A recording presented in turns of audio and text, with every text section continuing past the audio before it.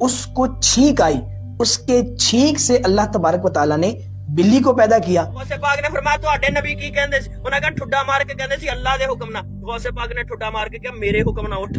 کہ پاخانے کا جو مقام ہے اس کو ٹائٹ کرے اور سانس کو روک کر کے رکھے اور پھر اس کے بعد استنجا کرے۔ جناب اگر آپ ویلے بیٹھے ہیں تو سنیے مولانا صاحبان کی 10 گانی شریف۔ ایسے قصے کہانیاں کڑ کے سنانے والے سمجھتے ہیں کہ شاید ہم یہ سٹوریاں سنا کے اولیاء اکرام کی شان بڑھا رہے ہیں، حالانکہ اولیاء اکرام کی جو شان ہے وہ بہت ہی اعلیٰ ہے۔ آپ کے ان قصے کہانیوں کو اولیاء اکرام پر بہتان تو کہا جا سکتا ہے، لیکن اولیاء اکرام کی شان ہرگز نہیں۔ جناب یہ ایک ایسی ریسرچ ہے جسے سن کر آپ کے نالج میں ضرور اضافہ ہوگا۔ کیا آپ جانتے ہیں کہ بلی پیدا کیسے ہوئی تھی؟ نہیں تو یہ سنیے۔ بلی کیسے پیدا ہوئی؟ جب طوفان نوح آنے سے قبل حضرت نوح علیہ نبینا علیہ الصلوۃ والسلام نے تمام جانوروں کے جوڑوں کو کشتی میں سوار کیا تو ان سوار ہونے والوں میں ایک چوہا بھی تھا۔ لوگ اس بات سے ڈرنے لگے کہ جو اناج اور جو چیزیں ہم نے کشتی میں سوار کی ہیں، چونکہ چوہے کی فطرت ہے کترنا، تو یہ تو اس کو اناج کو خراب کر دے گا۔ تو اس وقت وہاں پر موجود ایک دوسرا جانور درندہ شیر، اس کو چھینک آئی، اس کے چھینک سے اللہ تبارک و تعالیٰ نے بلی کو پیدا کیا۔ یہ بلی کو دیکھ کر چوہا ڈرنے لگا، اس ڈر کے مارے وہ ایک جگہ پر دبک کر بیٹھ گیا۔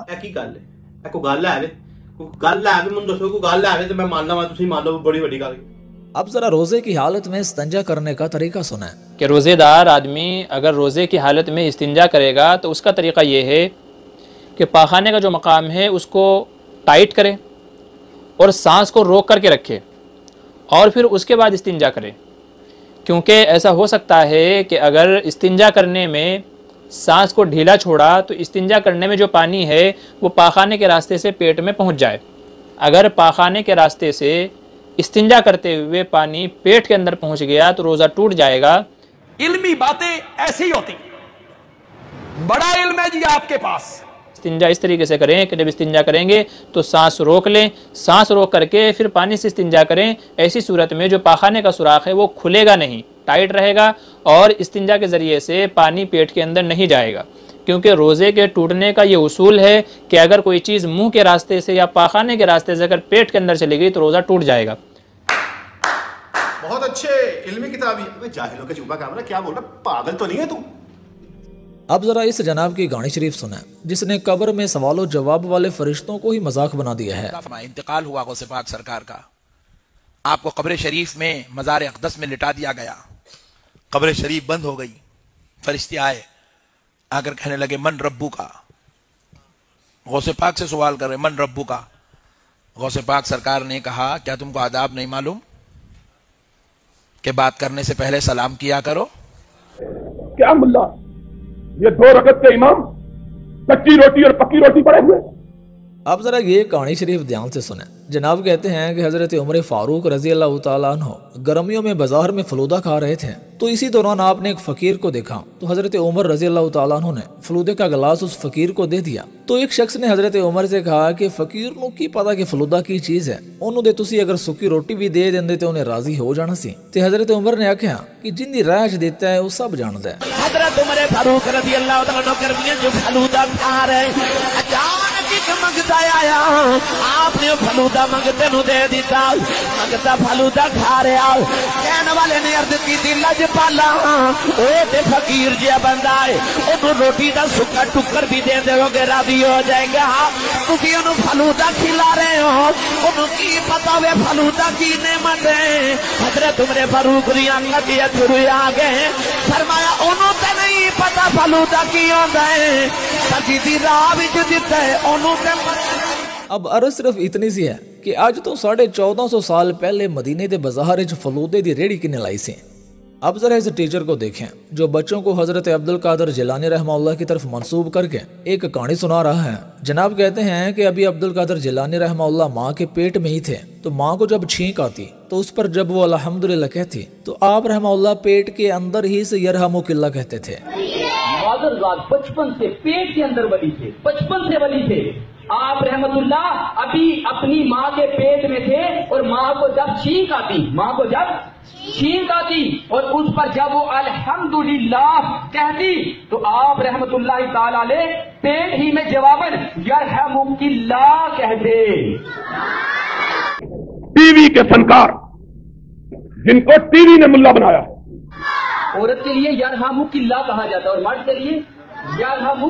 देखिए पेट के अंदर उनको ये भी पता था कि ये मेरी माँ औरत, देखें वो जो है छीन का जवाब दे रही है। तो होते पाक यकीन जाने इस कहानी शरीफ ने तो सारी कहानियों को ही पीछे छोड़ दिया है। किसी बात का कोई सबूत नहीं कि ये कहाँ से आई है कहाँ से नहीं, बस टोश मुरम्मत करके लोगों को बेवकूफ बना रहे हैं।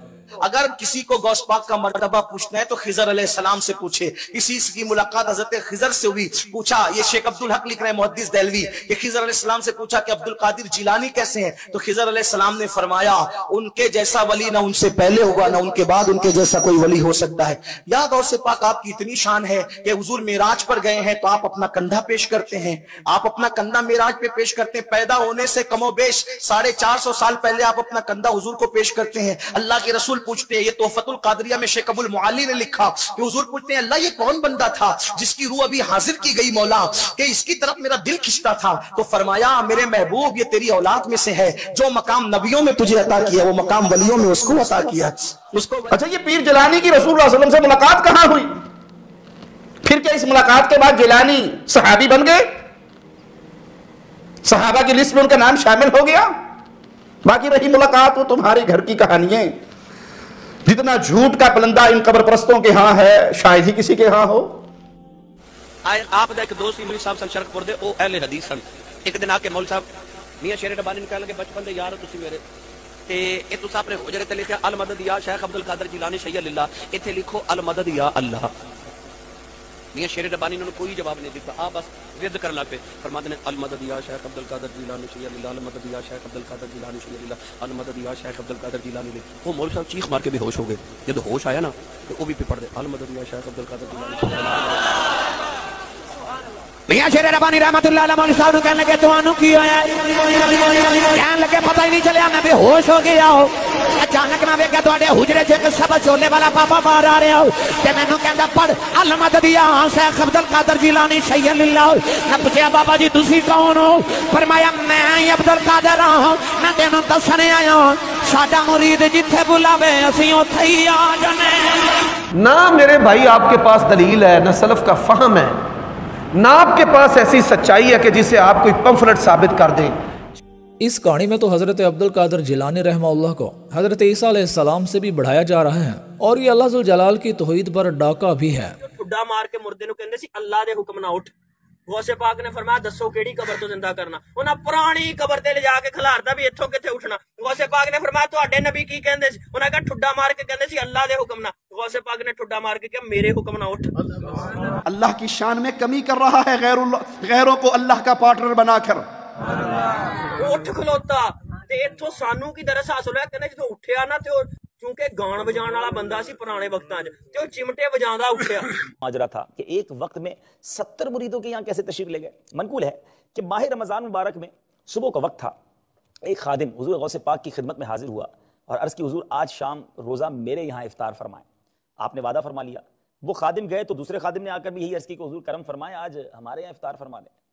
अब हुजूर ने उनसे भी वादा फरमा लिया। तीसरा खादिम आया, बिल्कुल वैसी ही अर्ज और वैसा ही वादा। यके बाद दीगरे 70 गुलामों ने 70 खादिमों ने इफ्तार की दावत दी और सबके यहाँ आपने दावत कबूल कर ली। बट आपस में दूसरे खादिम नहीं जानते थे कि हजरत ने सबसे ही वादा किया है। अब इफ्तार का वक्त हुआ तो एक ही वक्त था, ज़ाहिर इफ्तार का वक्त पर्टिकुलरली एक ही टाइम होता है बगदाद मोहल्ला में। मगर जब सुबह हुई तो खादिम आपस में जमा हुए तो एक खादिम ने बड़े फ़ख्र से कहा कि हुजूर अल्हम्दुलिल्लाह मेरे यहाँ रात को तशरीफ़ लाए थे गौसे पाक और इफ्तार फरमाया। दूसरे खादिम ने कहा नहीं तुम्हारे यहाँ नहीं, तो वो तो मेरे पास थे। तो तीसरे ने कहा नहीं हजरत आप दोनों को गलतफहमी हुई, हजरत ने तो हमारे घर पे इफ्तार किया है। पता चला कि 70 के 70 खादिमों का दावा यह था कि सैयदी गौसे आज़म रज़ी अल्लाह तआला अन्हु ने हमारे यहाँ इफ्तार किया और हमारे यहाँ बनफ़्से नफीस तशरीफ़ लाए हैं। अब जो है वो सारे हाजिर हो गए गौसे पाक रज़ी अल्लाह तआला अन्हु की बारगाह में कि हुजूर ये मामला क्या है, ये सब ये कह रहे हैं कि आप हमारे यहाँ आए हैं। तो सैयदी गौसे आज़म रज़ी अल्लाह तआला अन्हु ने फरमाया मैं तो मदरसे से कहीं बाहर गया ही नहीं हूँ, मैंने तो अपने मदरसे भी इफ्तार किया और यही खाना खाया है। सबको हैरत हुई कि हुजूर ये क्या बात है। तो फरमाया ताज्जुब न करो, रब्बुल इज्जत ने अपने औलिया को इतनी कुदरत फरमाई है, एक आन में मुतअद्दिद मकामात पर जलवा फरमा हो सकते हैं। क्या बात है मेरे बीच इस्लामी भाई। सवाए रब दे हर शै दी इबादत की जा रही है, अल्लाह दी इबादत नहीं खालिस की जा रही। बाकी हर शै दी, दरख्तां दी इबादत, पानी दी इबादत, سورج دی عبادت، چاند دی عبادت، فرشتیاں دی عبادت، نبیاں دی عبادت، ولیاں دی عبادت،